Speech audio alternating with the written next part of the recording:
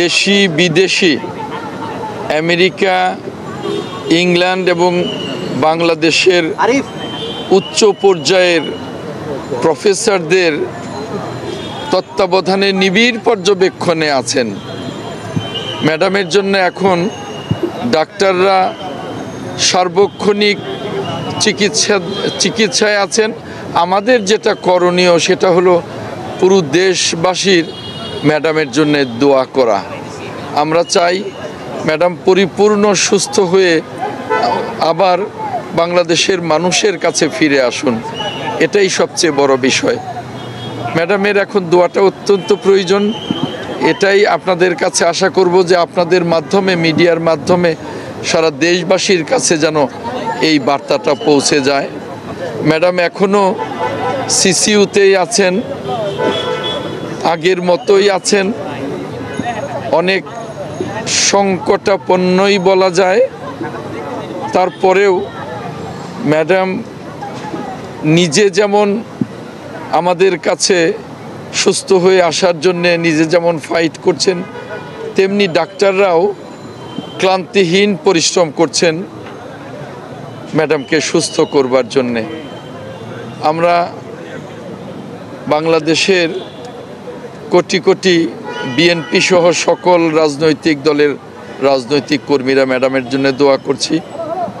আপনারা মিডিয়ার বন্ধুরা সারা দেশে এই বার্তাটা দেবেন যাতে সারা দেশ বাইরে নিয়ে যাওয়ার কোনো ধরনের কোনো প্রস্তুতি কিংবা চিন্তাভাবনা একটা পর্যায়ে যখন ম্যাডামকে আনা যাবে, এটা ডাক্তারদের ভাষ্য যে ম্যাডাম যখন একটা পর্যায়ে বাইরে যাওয়ার অবস্থায় আসবেন তখনই ম্যাডামকে বাইরের চিকিৎসার জন্য নিয়ে যাওয়া হবে। সেজন্যে বাইরে বেশ কয়েকটি দেশে হসপিটাল ইতিমধ্যেই করা আছে, ঠিক করা আছে, এয়ার অ্যাম্বুলেন্স ঠিক করা আছে। এখন যে পর্যায়টাই গেলে ম্যাডাম এয়ার অ্যাম্বুলেন্সে যেতে পারবেন সেই পর্যায়টা এখনও আসেনি।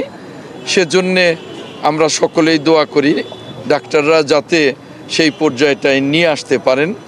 এখানে আমেরিকা এবং ইংল্যান্ডের ডাক্তারদের সাথে বাংলাদেশের ডাক্তাররা 24 ঘন্টা ক্লান্তিহীন ম্যাডামের চিকিৎসায় আছেন। ধন্যবাদ।